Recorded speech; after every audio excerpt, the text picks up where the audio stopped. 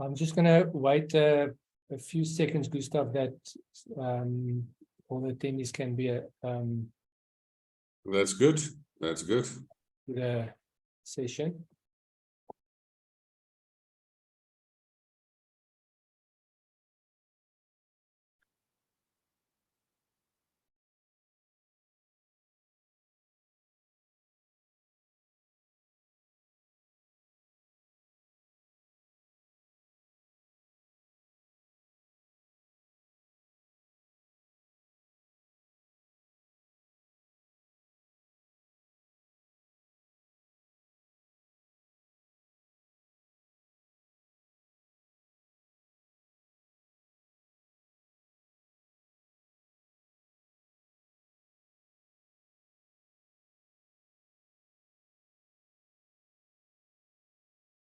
Okay, I think let's get cracking. And then we are obviously recording this so people can refer back to this if they missed us a few minutes on this.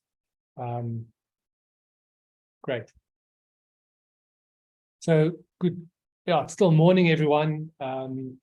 Obviously a great privilege to have Dr. Gustav Gers with us again today, where we're going to discuss the hot topic of aging parents and the financial responsibility, and not just financial, but also emotional, psychological responsibilities that we have towards them. Now, as I, prior to this, and rightfully so, mentioned a few times to people, we are in what we call the sandwich, or almost the McDonald's generation, in the sense that we have parents on the one side that we sometimes have to take care of, and then we still have to take care of our children as well, and we're sitting slap bang in the middle of it. And for some people, that's obviously a major dilemma, not just financially. So, Gustav, thank you again for joining us today. As discussed and talking to you about it, if we have to take care of our parents, what are the things we have to consider? And we mentioned a few, and we'll delve into some of it emotionally, physically or health-wise, psychologically, and also financially. So let's maybe start with emotionally. If our parents are aging, getting into a place of retirement, and even beyond retirement, emotionally, what are the things that we have to consider in dealing with aging parents? Stian, you are 100% right. All of us are sort of prepared. If you go into life, you have sort of an expectation that you marry, you perhaps get children, and you will have to look after your family. And it's one thing to get children out of the house, but it's another thing to get them out of your pocket. So we are sort of prepared for that one. But very often then we end up, and nobody prepares us for that later in life you suddenly realize, but your aging parents are not financially dependent. And they are not only financially dependent, they become emotionally dependent, they become in many ways dependent. And that you almost come to a course that I very often offer to people jokingly and say, I have a course, how to raise your parents. Because they raised you, but now they become so dependent, and that you have to take responsibility for them. So that is, on the one hand, it's a privilege. On the other hand, it is a burden, because it's a burden financially. And how do you go about by doing that? The funny thing is, if you look at the life stages of people, the psychologist Erikson described the stages of life, that you go through 7 developmental stages. Now, these 7 developmental stages would be, you must in the beginning learn basic trust, and then take control of your bodily functions, your potty training. And then you have to learn to explore, and then you have to find your identity. And then you have to master intimacy and to do relationships. And then you must master productivity and make a difference with your talent. And at the end of your life, you can look back at your life and say, was it a good run? Did I have good relationships? And did I have a good work life? And then you either a very content person that you say, this was a good run, or you're a very discontent person. So I always say women always become either better or bitter. You get bitter old ladies, and then you get men, it's either wise old men or dirty old men. The thing is that you, at the end of your life, you look back. So it very much depends on where your parents found themselves. If they had a good run and they looked after themselves and they did their own life planning, but very often parents didn't do it. Lately, the expectation was that people only grow to sort of 70, perhaps if you're strong, 80. But there are now new psychologists writing the divides the year in 10-year stages, that there are books written on how to handle the 80 to 90, how to handle the 90 to 100, and even how to handle post-100 life, because I've been to 2 birthday parties already of family members who turned 100.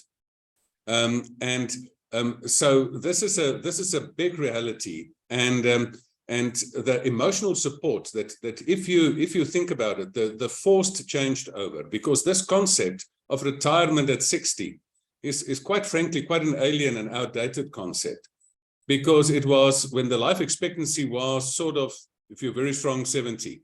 So give a person a few years to at least enjoy a bit of the money that they earned. But what do you do if you have a long part of your life ahead of you, probably, and you have to leave your job? You're at the height of your career. You know, emotionally, it's a difficult thing. And if the 2 things that make you happy is a good career and a good relationships, family relationships, and if you lose both, what if one of your parents lose either the career, they're forced to retire, and they lose a spouse? They can become very emotionally frail. Whereas you had to they had to support you when you were quite frail, when you were a teenager or a child, now the opposite happens. I remember one day vividly that we always, as a family, we always did mountaineering. My father was an old psychologist, a pastoral psychologist, and he always, when I was a young man, he was fit and super strong. He could bench press 200 pounds, and then he, very often as a child, he carried the bulk of the rucksack, and then I just tagged along. And there came a time when I realized he's not making it anymore. And I actually had to take some of the weight from his rucksack and put it into my rucksack without him knowing, without humiliating him, just realizing I'm now the stronger one here. And that is difficult. You can just think the difficulty of becoming old and frail, and you know, when you're young, you're fearless. But the other day, when I was young, I climbed mountains, and the other day I was climbing with my wife and 3 daughters a mountain that I climbed as a young man. And I wondered, why is it for the first time that I feel a sense of fear? And I realized my capacity went down. So I'm not as strong as that. And there are a heck of a lot of emotions. And some people handle it with grace. Some people handle it with aggression. So sometimes you're a little bit annoyed with your parents with their inability of emotional intelligence. And now you have to become the person who's literally raising your parents. There, jokingly, the workshop that I offer people, how to raise your parents. So Gustav, what do you do? And I think this happens a lot, where parents are, especially when one of them pass away, you know, they have this amazing marriage, and you don't get a lot of people getting to this 50, 60 years of marital life. But those that do get there, and one of them passed away, or they were very self-reliant on themselves emotionally, and they get to a place now where realize, you know, there needs to be a bit of emotional subsidy, but we're not used to doing that, because they were the stronger party, and they still stubborn and hard-headed. They don't want to go to the doctor if there's something wrong, and they say, no, we're still fine and everything. I'm not going to see a doctor. I remember this weekend I had the conversation with my father-in-law and at my wife's birthday party, and he has a bit of a back issue, and he's like, I'm not going to the doctor. I'm not going to get them cut on me. Dad, just go and sit with them and just see what's wrong. No, they're not going to go under the knife. So what do you do in a case like that, where you know they need help emotionally, but they actually don't want you, they want your help, but they don't want your help. And if you tell them what to do, they want the help the way they want it, not the way you think they should have it. You know, the problem is we all develop fixed ways, and then your fixed ways were your winning recipes of the past. Some people become really so fixed in their ways that they become blockheads and they become really stubborn in their ways. So very few people have this ability to renew themselves and retain this teachability. So it's very difficult to live with a parent which has that. But the whole secret, the key here of it all is a responsibility balance. Because everything goes wrong if you have a responsibility disorder. If young people take no responsibility, say, oh, stuff you, and you let me, you crash, and then I'll perhaps come and pick up the pieces or whatever. Or you're overly involved and overly responsible for what they are. You know, it is similar to raising a child. You must have your responsibility. And you can very seldom change your parents, but you can be there for them. And very often you must show the way, allow them to end up a little bit in trouble, and then call you if they really need you. So it is a very sensitive thing that you do not take too much responsibility and irritate them and become and the young people, they talk about helicopter parents. You must not become helicopter children, hovering around them and irritating them. You must not be absent children all the time.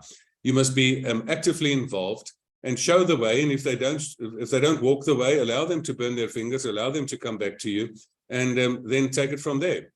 Because life has got a tendency to learn you lessons. So exactly the way, sorry to say, but exactly the way you raise your children, you must raise your parents, if it comes to that. Teenagers. Say that again? Especially teenagers. Exactly, yes. So, okay, and now financially, what are the challenges that you see in your practice as a psychologist or a coach? You call yourself a coach, which I think you're a lot more a coach than just a psychologist. Is what do you see financially are some of the challenges that aging parents and families and the dynamics of let's call it parents maturing like a good red wine in life? You know, the biggest problem is people didn't do good life planning. So in life planning, you must work for money, but you must also get money to work for you. So a lot of people, due to circumstance, due to lack of planning, they end up in a situation where they do not have enough to sustain them. So it is basically they didn't do the math. And let's be honest, percentage-wise, in your industry, you know, most people end up with not enough money at the end of their lives. So it is due to a lack of life planning. So what I see very often, if I can summarize all the problems that I see ending up in my consulting room for people who want to make something of their lives and their family lives and so on. If you're a couple and you're married and one of the parents did their life planning and they did their financial planning, because you cannot separate the two, and then they are financially okay. But then the other spouse's parents are really financially dependent. So now you are struggling to make ends meet. You are trying to get children through school and varsity and things like that. And now you have to take from your economy and subsidize actually other people who either were due to bad luck, due to circumstance, or due to just plain neglect, or due to living a lifestyle of being a big spender, of living an irresponsible lifestyle, of gambling everything away, of drinking everything away, whatever the case is. So it puts a lot of strain on a person, a marriage, where one of the older parents become financially dependent. So in that case, that is the one solution. The plot thickens when one of the parents is your one's parent perhaps died and the people remarry. And there's a big danger, you know, this is a real big danger that I see in life, is that there are charlatans out there. There are men out there who didn't have the ability to sort of look financially after themselves. So they look for an old widow, zoom in on her, give her a bit of acceptance and so on, and actually are more interested in her inheritance or the insurance money of the previous husband. The other side is also true, that there are lots of women latching on to men, and very often now the people sort of, they have a bit of inheritance, and the money they have available to sustain themselves until the end of their days then are used up by a very irresponsible spouse of a second marriage. So there are so many scenarios. I cannot go into all of that, and the complications are various. But the most important thing is what I suggest for people who have aging parents.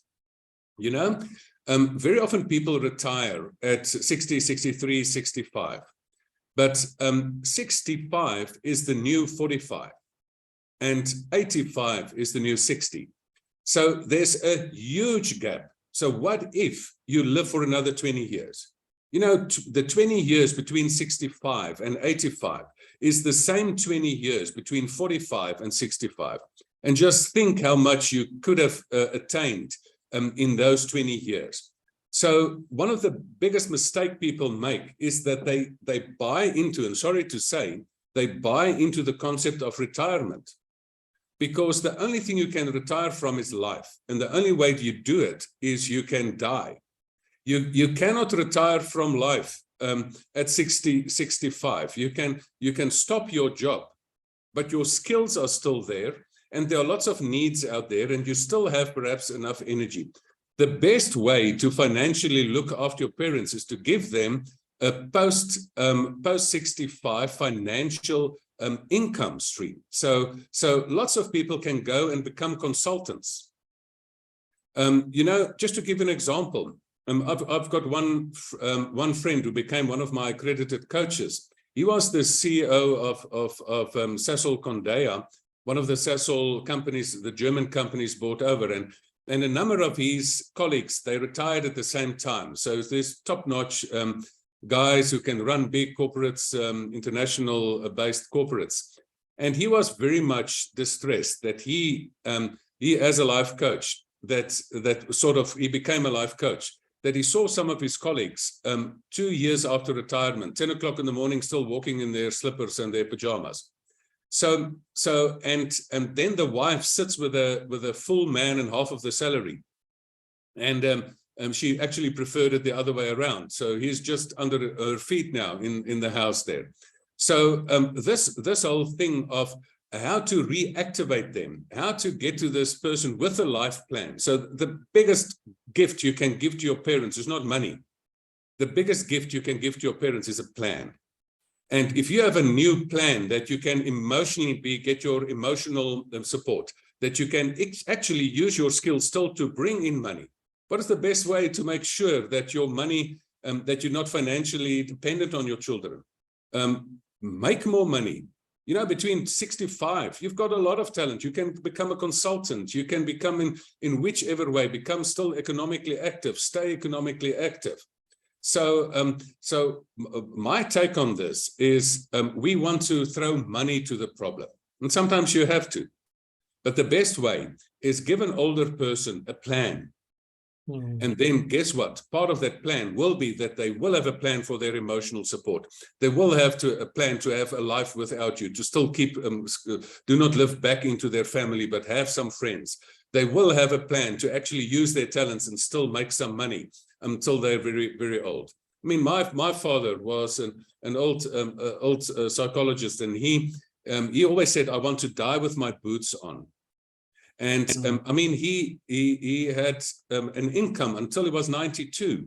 He became a little bit deaf, and so he sat in a consulting room, and the clients had to talk a little louder, but they appreciated him for that. So he had a financial plan of bringing in more money. It's not you sitting on a bit of money and it's shrinking, and you wonder what's going to run out first, my money that I stocked up and my life. My answer to this is, first of all, if you sit with your parents, don't just give them money. Help them with a life plan and sit them, Dad, let's get an architectural plan for your next 10 years. Or Mom, let's do that. That is the most responsible way to deal with this issue, that your parents actually end up your responsibility when you're in the middle of your career. Now, I had an interesting conversation with a client last week where her husband is 91 years old and he's in late stage dementia. He had a very successful business, valve business, one of the biggest businesses in South Africa. And when he sold his business, he got good money for it, and they toured a little bit the world and whatever. And when his health started ailing, he went through this process of dementia or the sickness. And I've heard it more and more, where I'm not a researcher, and I haven't done the research, and there might be some research out there, but I've seen it more where, especially things like dementia and Alzheimer's and certain diseases, when someone loses purpose, those type of diseases, mental health diseases come to the fore. And one of the stats I heard in one of the books I read a while back is that they did research in Chicago with the high-paid execs, and they live, after they retire, the average life expectancy is 6 months. Now, how true that is or not, I'm not sure, but that's what but it makes sense that people if they don't have a purpose after dying or after retiring. You know, Anton Rupert, he was 81 years old, still went to the office, died a multi-billion-dollar billionaire, but still went to the office at age 81. And he didn't have to work. So work to him wasn't about having to work financially, it's about passion and a purpose. You know, it's 100% true. The other statistics that I've read is that retired Marine Army generals died within 6 months or 3 years after retirement. And the reason for that is, it is understimulation. Because if you take, I do a lot of programs on stress. I've got a program called Turn Stress into Success. And you cannot, a car needs stress. You cannot, a car when it's cold is not functioning optimally. But you can either rust or have not enough pressure, or you can have too much pressure. If you're in the work world, you very often go to burnout. On this side, you have too much pressure. But if you're not enough pressure, if you take a Springbok rugby player and you take him out of the team and you ask him to play in a high school team, he will actually play terribly, because he doesn't have a game worthy to his talents. So now suddenly you take this thing away. Now suddenly this person is understimulated. You think they're getting away from stress. No, they are super stressed. Because when are you stressed? When you're a horse race without a race. So you take a very capable person out of the race, and now they're full of jitters there. Take a horse race and put it in the stable. It will become full of jitters and will kick the door off after a while and have asocial behavior. So the most important thing of a life plan is to repurpose a person. The words I'm using now lately is you must change the word retire and change the I to a Y. You must retire the person, rewire the person to see new opportunities, and then refire the person on a new life purpose. Because as I said, you cannot retire from your life purpose. What is life all about? You've got a talent, there's a need in the world. Connect talent and need, and you've got purpose. Now take this execution. I have my talent, but I don't have a place to use it. You're taking a lot away from a person. So you must immediately reconnect a person with this talent. And very often people are multi-talented. I mean, I see people, at least they use another talent. A friend of mine is a German. I see he's a master woodworker. I mean, he's making fantastic things. I see it on Facebook. Pens out of exotic wood and things like that. So you must immediately take your talent and reconnect it with something. Remember, the old saying is, if you don't use it, you lose it. Mm-hmm. I remember my old psychologist dad always told me, he said, Gustav, and he's constantly stayed active.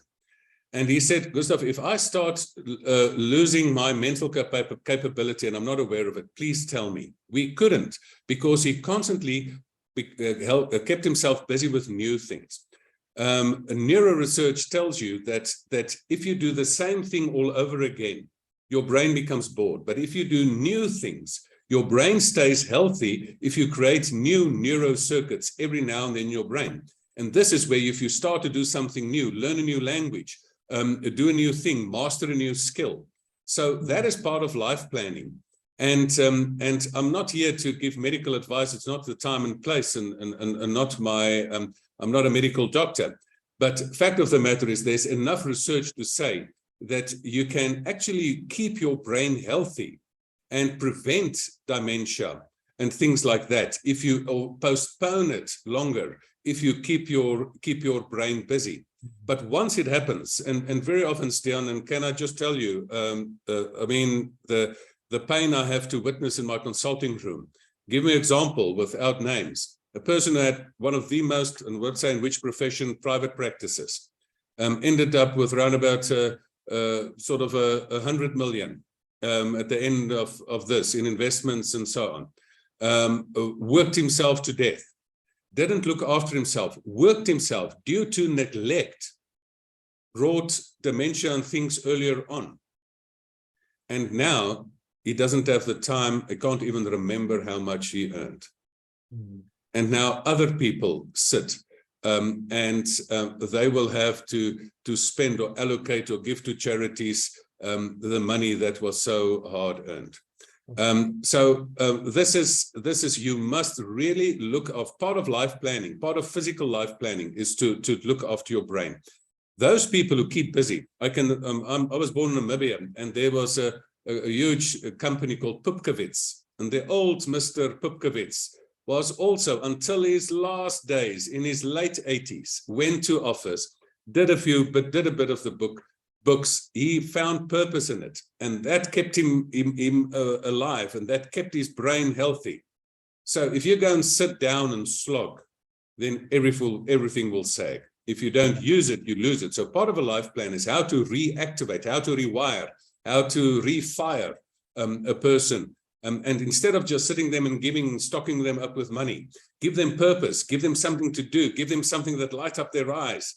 That is responsible involvement. So drag your parents to a good old life planning workshop that you do it, because most companies, responsible companies, have 4 years, 5 years before retirement, they sit.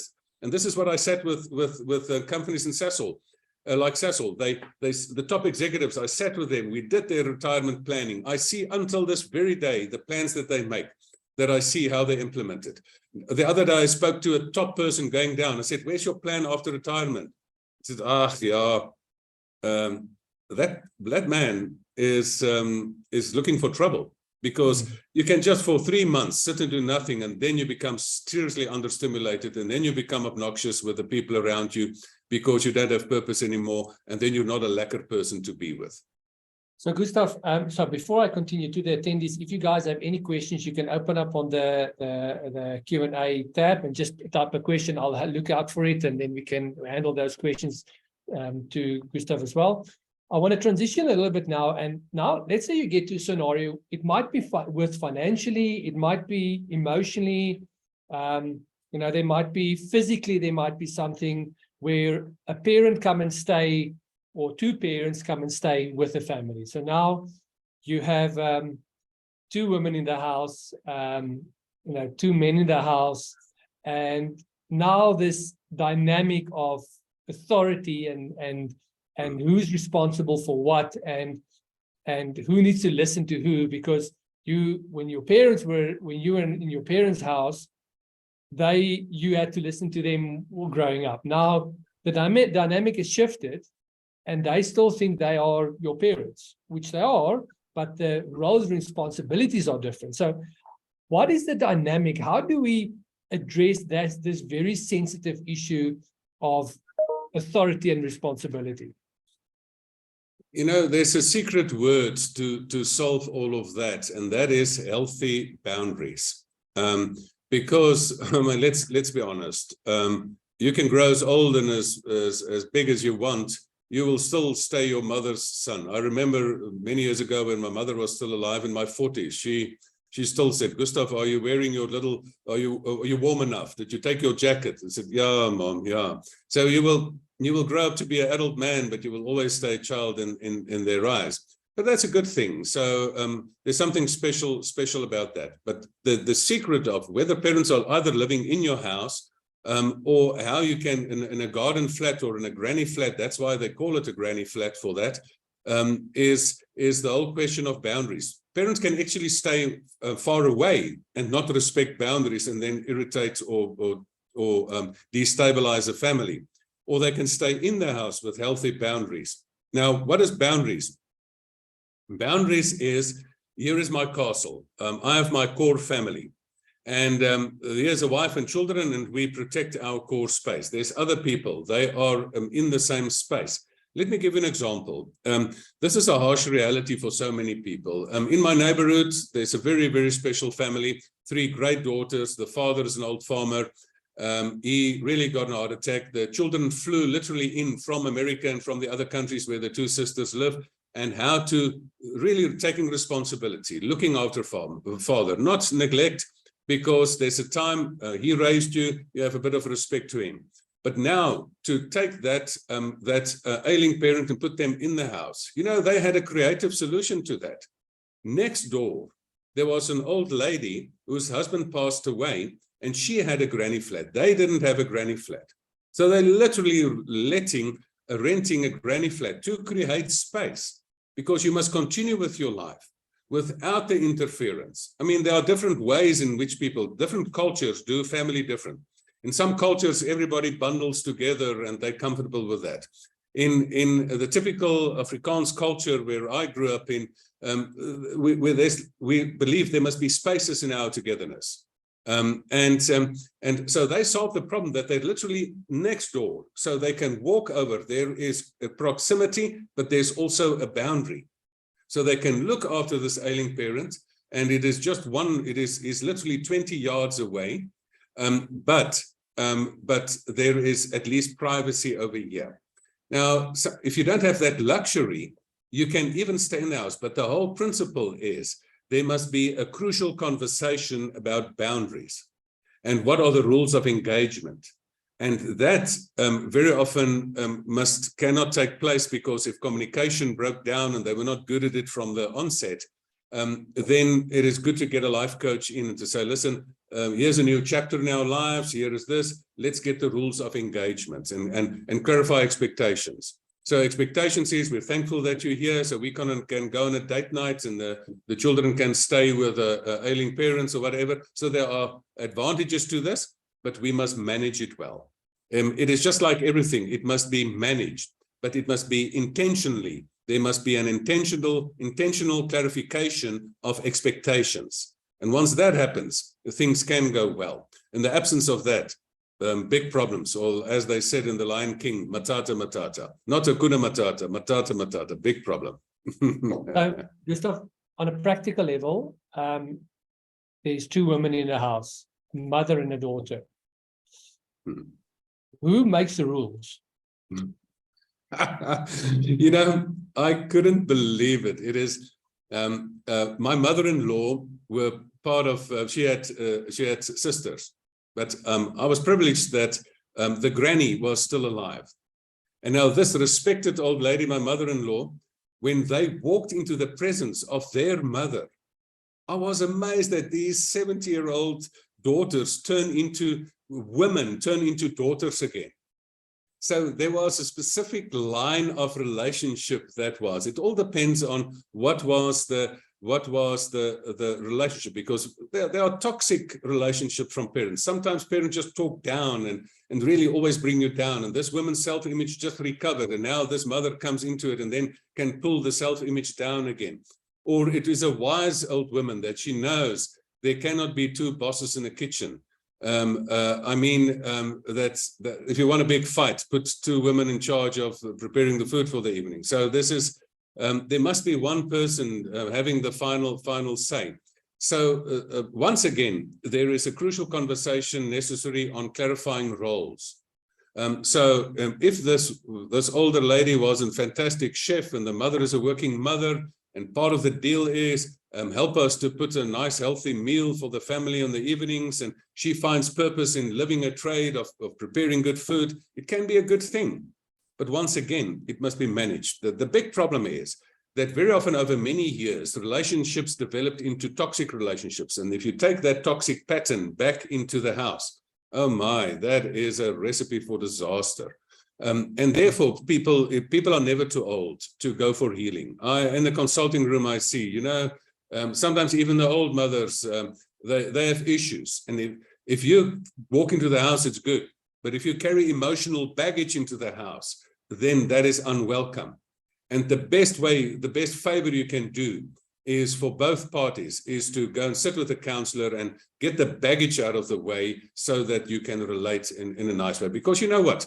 Life is too short for bad relationships. And therefore, life is too short for bad coffee and everything. So here we must say, listen, you cannot waste life.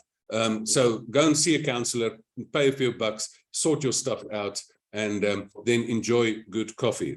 This is good coffee. So life is for good coffee. Cool. So now we transition to a place where, you start sitting with ailing parents, not just aging parents, but ailing parents. And a lot of times I've seen scenarios where conversations after that person passed away turned to disaster, where families are fighting about money. They are destroying relationships because mom said this or dad said this or stuff like that. So at some stage, there need to be a conversation around death and around a will and around what happens if something had to happen to mom or dad. How do we approach something like that?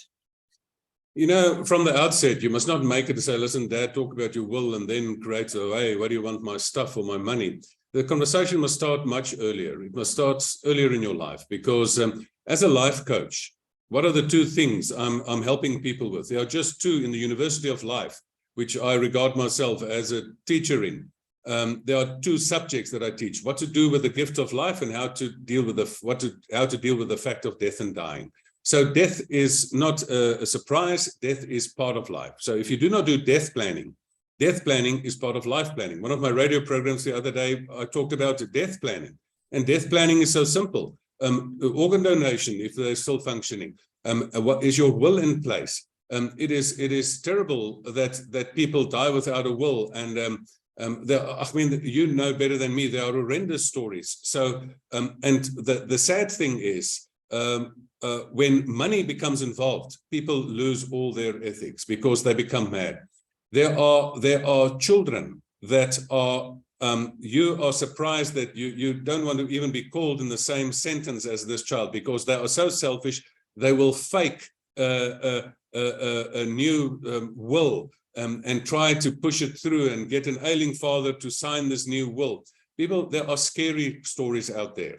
So it is very important that you must keep good faith in people, but be very much wide awake that there are children that couldn't look after themselves or just greedy. They want to literally steal the money instead of having a good equal distribution if parents want to leave something to children. The best thing to protect that is that you have that you once again send an ailing parent to an independent person who does not benefit financially at all from all of this, and help them to clarify a solid will, so that there is, a solid will can literally prevent a lot of family feuds afterwards. Because the one person said, I remember the other day, my daughter said, Dad, when you die, this beautiful watch of yours, can I have it?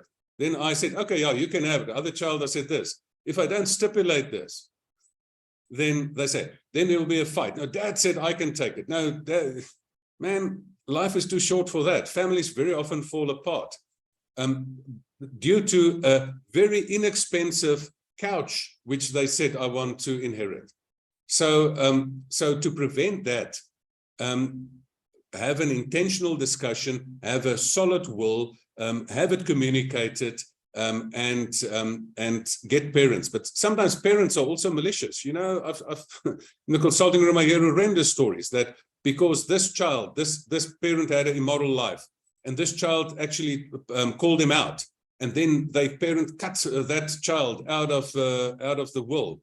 I had a case the other day which was similar to that. Fortunately, ironically, that person developed dementia, and now the mother who took control of that with power of attorney could really say, but listen, the intention is to let all the children equally access the inheritance money there. But the sad thing is, you know, broken people, broken parents, vindictive people, greedy children.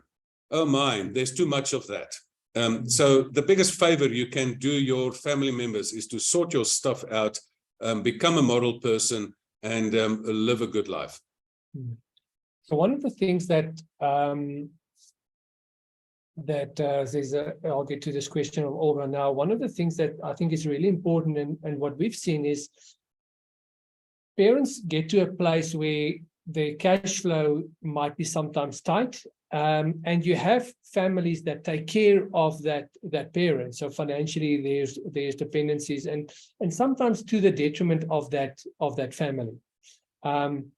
And this is maybe just a tip from us at NMG Benefits that we've done is I sat with a client last week about this, where this guy financially is okay, he can retire properly, he doesn't need life insurance anymore. Now then the children can go and say, okay, Dad, let us take over the life insurance. We do a session on ownership of it. We pay those premiums, and if you pass away, we can subsidize our inheritance and be part of our retirement planning, because life insurance is the cheapest investment, or the best and most cost-effective investment you can ever make. But unfortunately, life insurance investment is not for your own investment, for someone else's, because you'll never be able to spend that money. So that is one of the things that we've done at NMG, to say, have a look at transferring that life insurance policies to your name, instead of your parents continuing it, and they're not going to need that money anyway. So here's a question, Olga, that you said, defining a solid will. And maybe I can answer that, Gustav, if that's okay with you. So a solid will is very, very simple, Olga. There's a few things that you need in a solid will. The first one is to say who inherits if I die, and if you're married, if my spouse dies as well. So if I die, everything goes to my spouse. If my spouse dies, everything goes to me, or are there children involved? If there are minor children, make sure you either have a trust, or you have a testamentary trust nominated in your will, to make sure your children can be taken care of. It's also important, if you have minor children, that you make sure you have a guardian in your will to take care of them. And if there are funds available for minor children, you need to stipulate a trustee or two trustees to say who will manage those finances. Then two other things that I think is really important in your will is do you want organ donation? Do you want to be cremated or buried? And the last thing that we add to our wills is what we call a living will, stating that if I am at a place where health-wise I won't be able to function, I'm on life support, should the machines be switched off, or should it be kept on, and who makes those decisions? So in concept, that is the principles of a will. Just Olga, for anyone joining the call and the attendees at NMG, we've designed a online will platform where you can draft a will in less than 5 minutes with a qualified financial planner or a benefit counselor that can help you in that whole process. So there are some functionalities like that available out there. You don't have to use us, but we are one of the providers that can assist in that matter as well. Okay. It is very important because, Stian, in overall life planning, you need specialists in all the fields, in the 8 areas of life. In your physical life, you need your doctors and your gym instructors, but in wealth creation, you need serious good financial planners. And I think this is the demise of many people. They have 1 or 2 service providers, but they don't embed it in an overall life plan. One technical thing, Stian, that I bumped into recently with one of my clients was a very senior person who died while being a director of an international company. And then he had an inheritance, he had a will. But there was a distinction. The people stayed behind. The will can stipulate the money that is already there, but the pension fund cannot be instructed to by the will. Yes, absolutely. And that is a technicality that people don't realize, because there is a board that decides on the allocation of that pension fund. And that is very much discretionary. So that is very often a surprise to some people.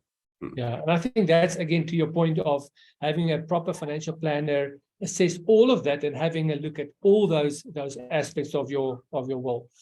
One other thing that is very interesting, that it's getting technical now, but I think this is worth mentioning. If you have a big inheritance, and this, talking to a financial planner, and you say, you know what, some people get what we call terminal illness, where the doctor says, you know what, you have less than 12 months to live. In a scenario like that, you can get your life insurance paid out prior to death. Now, that life insurance pays out to the owner of the policy. And if you have an estate problem regarding too much executives or too much estate duty tax, and too much capital gains tax, and too many taxes you're going to pay, it might be worthwhile transferring of ownership of that policy to another person that's outside of your estate, and that inheritance can go to that person prior to your death, and you're not going to pay the up to 25% executives or estate duty tax on that policy. So that is something to keep in mind as well. And Sian, that is why I, for all my clients, I advise them to, whereas I'd advise an overall life plan, because the money must finance life, that you must have super specialist people like yourself in NMG, and that they can get all these financial hacks, in the sense to make a fantastic plan and not miss opportunities in all of that. Yeah. Gustav, one last question I have. And this is something we've heard a lot about, and it might allude to the first segment of our discussion conversation, is a thing called broken heart syndrome, where your parents are married for 30, 40 years, 50 years, 60 years, and one of them passed away. How do we, and the other one either downhill very, very quickly, are there ways in which we can help our parents in a scenario like that, if something like that steps in? You know, I've got two views on that. The one is, you know, sometimes you get these people that had 60 years or 60 years of a good marriage, and they have no intent of opening a new chapter in their lives. And then sometimes, if they follow each other to heaven, good for them. So on the one hand, this is the way I feel, because very often, selfishly, we want to keep people behind, and if they say it was a good life. But you know what I've seen also, and the same happened to my father. I mean, they've been married in almost 60 years. And when my mother passed away, and then it was so difficult, but believe it or not, he attended one of my workshops, and he decided, I'm going to open a new chapter. I'm still alive for a reason. So if a person has a bit of a calling and say, listen, I'm still alive here, I still can make a difference, very often they open a new chapter in life. I remember physically, I took them to an intervention. You won't believe where it was. It was a retreat on Robben Island after the death of a loved one. And then on the boat back, he said, Gustav, I made a decision. I'm going to open a new chapter. But it has to be a willful thing that you sit. He had a good life. He had a good 2 new chapters after that, after the passing of my mom. And that was a classical example of that. You can still say, but listen, this was a chapter of my life. It was a long chapter. It was the overarching chapter. But how about squeezing in 2 more chapters before I finally leave the face of the earth? And especially, very often, there's something else connected to this, Stian, and that is the whole question of legacy. Because lots of the time, people say, you know, what is inheritance? It's the money you leave behind. But what is legacy? It is how you structure this money, and in bursary funds, in charities, and so on. And I think there's a huge gap on an advisory and part of the specialist work that I'm trying to do now, and I involved myself very often in a charity world and realized half of the world is I don't want to touch, but there are real good charities there that are run in a proper way. But how can you sit with a person and do legacy management? Because I've seen a lot of people, they are seriously happy about how their lives pan out, but they're uncomfortable on packaging their legacy. Because in legacy, this is the way you live on. I mean, I studied I got bursaries, overseas scholarships, because of other people who worked hard and packaged their legacy in such a way that it benefits a lot of people. So I think one of the things that cause people to that I actually have to stay behind because I have to wrap up my life. And do not only give all my money, because I think even Warren Buffett said he's not going to give all his money to children. He's going to structure it away.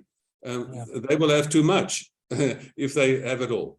So how do you structure your legacy? And part of, as a subdivision of life planning, this is one of the things I become to enjoy more and more and more on how to help ailing people to do legacy management.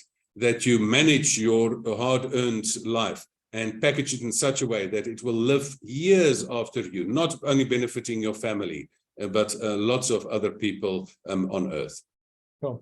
So Gustav, in recapping, what I hear you saying, a few things. The first one is we need to have a plan, but that plan needs to entail physical health. You know, I just read an article this weekend of a lady that won that holds the world record now for the oldest marathon runner finishing a marathon at the age of 92. Wow. Running a 42K marathon. Phenomenal. So we need to have a physical plan, help our parents with that. We need to have a emotional or a life plan that also has purpose involved in it. There needs to be a financial plan in there and how we can help them. And maybe we need to help them with their budgeting skills sometimes as well. Help them with their medical aid and make sure that the proper medical aid. And I always joke and say, you don't get a lot of bad medical aids in the country, but you get a lot of people that are on the wrong medical aid for their needs, especially things like cancer and illnesses come into play, chronic diseases and stuff like that. Then I hear you say, we obviously need to have a will, which part of our legacy planning. And then we go and say part of our will is what are those legacies that we want to leave in the process. So in short, that's what I hear you saying is sit with them, take these aspects and help them and guide them through a plan. The best is they have to open a new chapter. You cannot build a house without an architectural plan. Come and sit with them, and the best favor you can do is bring them and say, here's your new life chapter. Let me help you get a life plan for your new chapter. You forgot one thing, Stian. The one thing parents also need is grandchildren to help them with their mobile phones.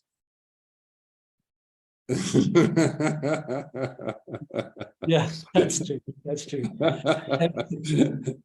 And then, so yeah, Gustav, thank you very much. I think one of two of the things that we are obviously talking about in collaborating is one of the major challenges is helping people going into retirement and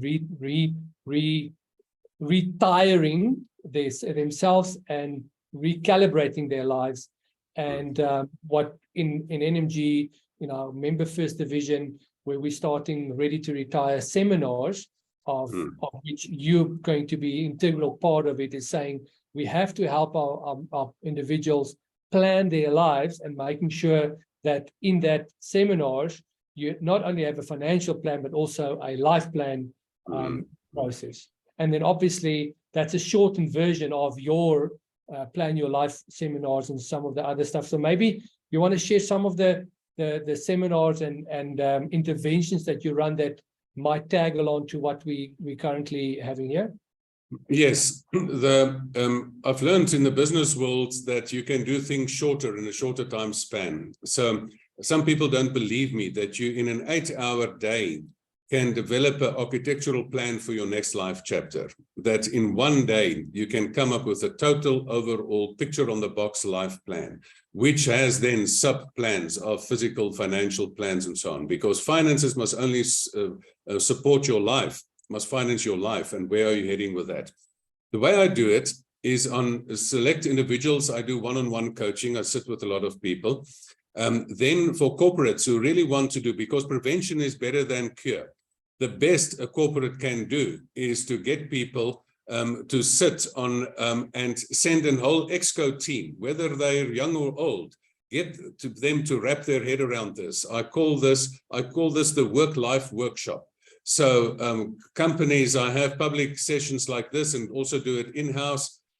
Just finalizing now one with a respected big grocery company in the Cape for their exco team, and then get a table of 10 and a table of 15 or whatever, and then all of them do life planning, because work-life integration is good for productivity before retirement, and it's good for life after retirement. So do prevention, don't wait until it's too late.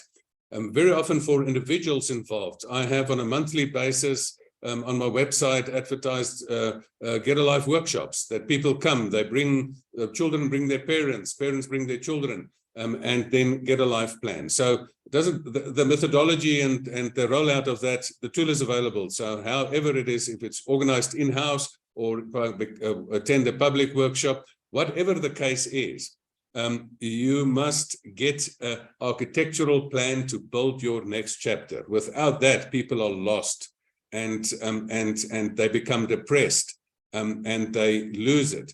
But give a man a plan, and he can be very old. Just give a man and a woman a plan. I always say there's nothing as effective as a man with a plan. There's nothing as dangerous as a woman with a plan. So just give them a plan. Gustav, what's the youngest person that's ever sat in one of your life planning sessions? You know, the youngest person was 8 years old.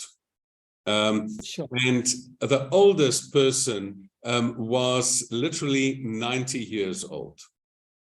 And Sure. And then some people ask the older person, you're so old, 90 life plan. You know what the old person said? You know what? If you have so little time left, you must plan it well. That's great. That's great. That's a brilliant message. Thank you very much for your time. Really appreciate it. And yeah, I think you've touched on a lot of aspects here that is quite important, and really appreciate your time. And thanks to the audience for also attending.